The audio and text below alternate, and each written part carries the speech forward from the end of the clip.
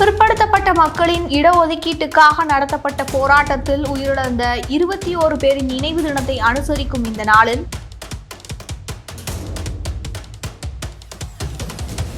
இடஒதுக்கீட்டுக்காக நடத்தப்பட்ட போராட்டம் குறித்த ஒரு நினைவலையை பார்ப்போம்.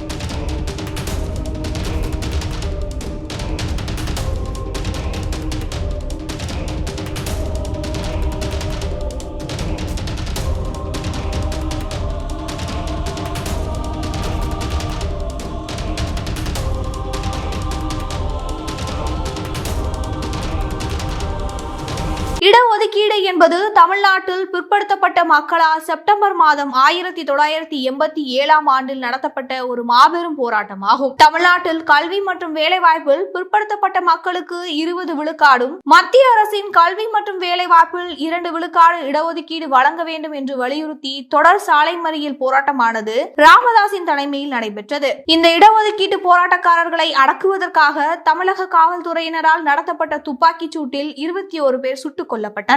தமிழ்நாட்டில் கம்யூனல் ஜியோ என அழைக்கப்படும் வகுப்புவாரி பிரதிநிதித்துவம் செயல்படுத்தப்பட்ட 1928 ஆண்டிலிருந்தே தமிழ்நாட்டில் இடஒதுக்கீடு அமலில் இருந்து வருகிறது.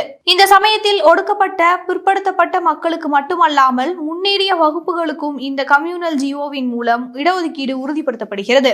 12% இடங்கள் அவற்றை தகுத்து வேலை வாய்ப்புகளில் அளிக்க வேண்டும். அதன்படி 12 இடங்களில் 2 இடங்கள் முன்னேறிய வகுப்பை சேர்ந்தவர்களுக்கும், 5 இடங்கள் முன்னேறிய வகுப்பை அல்லாதவர்களுக்கும், 2 இடங்கள் இஸ்லாமியர்களுக்கும், 2 இடங்கள் கிறிஸ்தவர்களுக்கும், ஐரோப்பியர்கள், ஆங்கிலேயர்களுக்கு இந்தியா அளிக்க வேண்டும். 1 இடம் ஒடுக்கப்பட்ட பிரிவை சேர்ந்தவருக்கு தர வேண்டும். சதவீதப்படி பார்த்தால் முன்னேறிய வகுப்பை சேர்ந்தவருக்கு 44%, சதவீதப்படி பார்த்தால் முன்னேறிய வகுப்பை சேராதவருக்கு 44%, முன்னேறிய வகுப்பை சேர்ந்தவர்களுக்கு 16%, முஸ்லிம்களுக்கு 16%, ஆங்கிலோ இந்தியோ மற்றும் கிறிஸ்தவர்களுக்கு 16%, பட்டியல் இனத்தவர்களுக்கு 8% என இடஒதுக்கீடு செய்யப்பட்டது. இந்திய அரசமைப்பு சட்டம் அமலுக்கு வந்த பிறகு இந்த அரசாணையை எதிர்த்து 2 மாணவர்கள் உச்சநீதிமன்றம் சென்றபோது இந்த கம்யூனல் ஜியோ செல்லாது என தீர்ப்பளிக்கப்பட்டு இதன் மூலம் இடஒதுக்கீடு ரத்து செய்யப்பட்டது. இதற்கு பிறகு இடஒதுக்கீடு அளிப்பதற்கு ஏதுவாக இந்திய அரசியலமைப்பு சட்டம் திருத்தப்பட்டது. அதற்கு பிறகு தமிழ்நாட்டில் பிற்படுத்தப்பட்டோர் 25%, பட்டியலினத்தோருக்கு 16% இடஒதுக்கீடும் அமலுக்கு வந்தது. ஆனால் பிற்படுத்தப்பட்டோருக்கு வழங்கப்பட்ட இடஒதுக்கீட்டை அதிகரிக்க கோரியும் அவர்கள் மிகவும் பிற்படுத்தப்பட்டோராக மாற்ற கோரியும் தமிழ்நாடு முழுவதும், குறிப்பாக வட தமிழகத்தில் போராட்டம் வலுப்பெற்றது. இந்த போராட்டத்தின் போது தமிழ்நாட்டின் வட மாவட்டங்களின் சாலைகளின் 2 கரைகளிலும் இருந்த மரங்களை வெட்டி சாலைகளின் குறுக்கே போட்டு போக்குவரத்து மறிக்கப்பட்டது.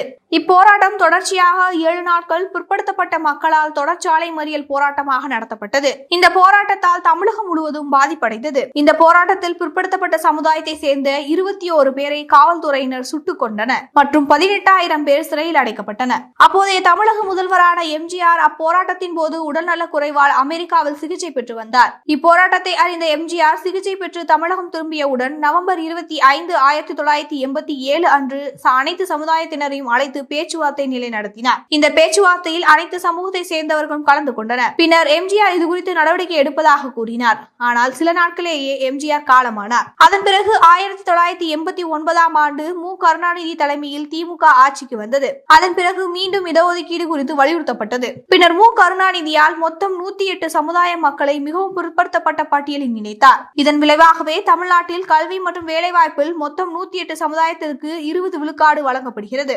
இடஒதுக்கீட்டுக்காக நடைபெற்ற போராட்டத்தில் உயிரிழந்த மக்களுக்கு மணிமண்டபம் அமைக்க வேண்டும் என்று தமிழக வாழ்வுரிமை கட்சியின் தலைவர் திரு வேல்முருகன் தொடர்ந்து கோரிக்கை வைத்தார். அதன் விளைவாக 1987 ஆண்டு நடைபெற்ற 1 வார கால தொடர் சாலை மறியல் போராட்டத்தில் உயிர் தியாகம் செய்த 21 பேருக்கு 4 கோடியில் விழுப்புரத்தில் மணிமண்டபம் அமைக்கப்படும் என்று, அவரின் குடும்பத்தினருக்கு கல்விக்கு தகுதிக்கேற்ப அரசு வேலைவாய்ப்பு வழங்கப்படும் என்று முதல்வர் மு. க. ஸ்டாலின் செப்டம்பர் 2, 2021 அன்று சட்டசபையில் அறிவித்தார். இது இன்று வரை தமிழக வாழ்வுரிமை கட்சிக்கு கிடைத்த வெற்றியாகவே பார்க்கப்படுகிறது. இந்த நிலையில் இடஒதுக்கீடு போராட்டத்தில் உயிர் நீத்தவர்களுக்கு இன்று 38ஆம் ஆண்டிற்கான நினைவஞ்சலி செலுத்தப்படும் நிலையில் தமிழக வாழ்வுரிமை கட்சியின் தலைவர் திரு வேல்முருகன் அவர்கள் அவரது முகநூல் பக்கத்தில் உயிரிழந்தவர்களின் புகைப்படங்களை பகிர்ந்து அவருக்கு அஞ்சலி செலுத்தினார்.